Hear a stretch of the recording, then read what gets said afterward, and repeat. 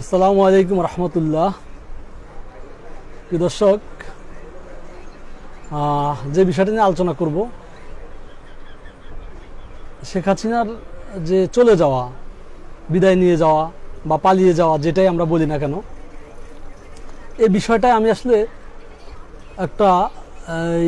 একটা প্রবীণ রাজনৈতিক দল, বঙ্গবন্ধুর কন্যা, ম্যাচিউরড রাজনীতি, 17 বছর এক নাগারে এই দেশকে সার্ভিস দেওয়ার যে মানুষটা, তো এই বিষয়টা মিলানো যাচ্ছে না। আপনাদের এই জানা আছে যে গত কয়েকদিন আগেও কিন্তু উনি বলেছিলেন, মানুষ যখন বলছে যে শেখ হাসিনা পালিয়ে গেছে, উনি বলছে বঙ্গবন্ধুর কন্যা কোনোদিন পালাবে না। কিন্তু এই সময়ের ভিতরে ওনার মত পাল্টে গেল বা উনি পালিয়ে যেতে বাধ্য হলেন। মানে এই বিষয়টা আমাকে বেশি অবাক করে এই কারণে যে মানে ওনার কিন্তু বাংলাদেশে অনেক গুণে গুণান্বিত। উনি বঙ্গবন্ধুর কন্যা, উনি দীর্ঘ সময়, উনি যে লম্বা সময় বাংলাদেশকে সাপোর্ট দিয়েছে, অন্য কেউ এই লম্বা সময় দেয় নাই। এবং ওনার অনেক কর্ম আছে, ওনার অনেক চিহ্ন আছে, ওনার অনেক অ্যাচিভমেন্ট আছে এই দেশে। তো এখন রাজনৈতিক দুর্দিন আসতেই পারে, সেটা ভিন্ন কথা, কিন্তু রাজনৈতিক দুর্দিন আসার সাথে সাথে একদম পালিয়ে যেতে হবে এই দেশ থেকে। প্রধানমন্ত্রী সহ কতজন পালিয়ে গেছে আর কতজন দেশে আছে এটা বোঝা মুশকিল, এখনো বোঝা যাচ্ছে না। মানে গত সরকারি দল থেকে, অর্থাৎ আওয়ামী লীগের কাছ থেকে এখন পর্যন্ত কোনো স্টেটমেন্ট পাওয়া যায়নি। অথচ একটা সরকার গঠন হচ্ছে, অন্তর্বর্তীকালীন সরকার গঠন হচ্ছে। আমি যতটা বুঝি যে সেই সরকারে তো আওয়ামী লীগের অংশগ্রহণ করার সুযোগ থাকার কথা, তো সেটা কই? বাকি ওনাদের এই এত বড় একটা দলের এই দীর্ঘ পদযাত্রায় ওনাদের কি এরকম দুই একজন মানুষও তৈরি হয়নি যারা এই সমস্যাকে ফেস করতে পারে বা এই দিনটাকে মোকাবেলা করতে পারে? কেউ কি এটা সম্ভব না? কেউ এরকম যোগ্য লোক দলে কেউ নাই, কেউ দুর্নীতি ছাড়া নাই, কাউকে জনগণ ভালোবাসে না, কোনো একটা আসনের এমপি মন্ত্রী কেউ নাই যে পালায় যাবে না, যে দাঁড়াই বলতে পারবে যে না আমি ঠিক ছিলাম, আমি ঠিক আছি, আমি এই দেশের মানুষ, এই দেশের মাটিতেই থাকবো। এটা কি বলতে পারে না? এরকম বলার মতো একটা লোক এই এত বড় একটা দলে নাই, জানি না, আমি মিলাইতে পারলাম না। দ্বিতীয় কথা, মানে সাবেক প্রধানমন্ত্রী খালেদা জিয়ার কথা যদি বলি, আর হাসিনার মানে ইমিডিয়েট সাবেক শেখ হাসিনার কথা যদি বলি, এখানে কিন্তু একটা তফাৎ উল্লেখযোগ্য। খালেদা জিয়া কিন্তু বাংলাদেশে আছে, জেল জুলুম খেটেছে এবং কি হয়তোবা বাংলাদেশে মারা যাবে। কিন্তু শেখ হাসিনা যেভাবে চলে গেলেন, এতে করে উনি কিন্তু এই জন্মভূমিতে, মানে উনি যদি আমরা এইভাবে ভাবি যে এই ভূমিতে স্বাধীনতার সংগ্রামের দিক বিবেচনা করলে ওনাদের অনেক অবদান আছে, ওনারও অনেক অবদান আছে, কিন্তু ওনার শেষ পর্যন্ত এখানে মাটি হবে না। ওনার ছেলে অলরেডি স্টেটমেন্ট করেছে যে উনি আর রাজনীতিতে অ্যাক্টিভ হবেন না। আদৌ খুব সহসা বাংলাদেশে ফিরতে পারবেন কিনা? আমরা তো এই বাংলাদেশের রাজনীতি এরকমই দেখি, ক্ষমতার হাত পরিবর্তন হওয়া ছাড়া তারেক জিয়া বাংলাদেশে আসতে পারে নাই বা এখনো আসতে পারেনি, আসবে হয়তো। তো শেখ হাসিনাও হয়তো সেরকম একটা হবে।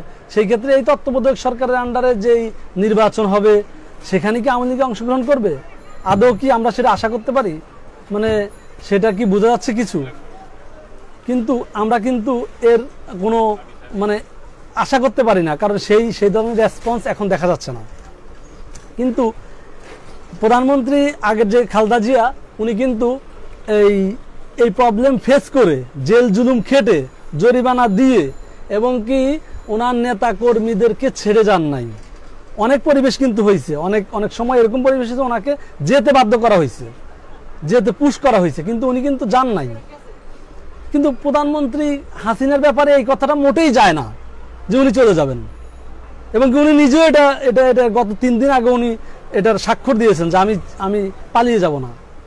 অথচ এই ঠুনকো পরিস্থিতি বলতে হবে ওনার জন্য, মানে পরিস্থিতি খারাপ কিন্তু ওনার জন্য ঠুনকো বলতে হবে, কারণ উনি বঙ্গবন্ধুর কন্যা, উনি 16 বছর এই দেশটাকে সাপোর্ট দিয়েছে, ওনার অনেক সাহস, উনি অনেক সাহসী পদক্ষেপ নিয়েছেন। সেই 5ই মে হেফাজত ইসলামের আন্দোলন, বাংলাদেশের 28 কোঠা আন্দোলন, এই কি বলে সড়কের যে আন্দোলন ছিল, হ্যাঁ, নানান আন্দোলন কিন্তু উনি ফেস করেছেন, খুব সক্ষমতার সাথে মোকাবেলা করেছেন।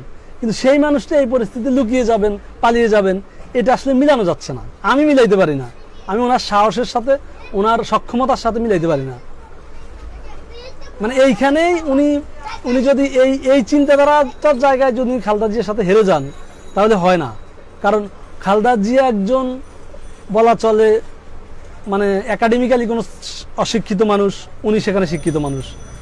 খালেদা জিয়ার চাইতে ওনার রাজনৈতিক ব্যাকগ্রাউন্ড অনেক শক্ত, এবং রাজনৈতিক পড়াশোনা এবং দক্ষতা, নৈপুণ্যতা আমরা দেখেছি দীর্ঘ সময়। উনি এই রাজনীতিতে অনেক নৈপুণ্যতার স্বাক্ষর রেখেছেন উনি। কিন্তু সেই মানুষটা এত অল্পতে চলে যাবেন।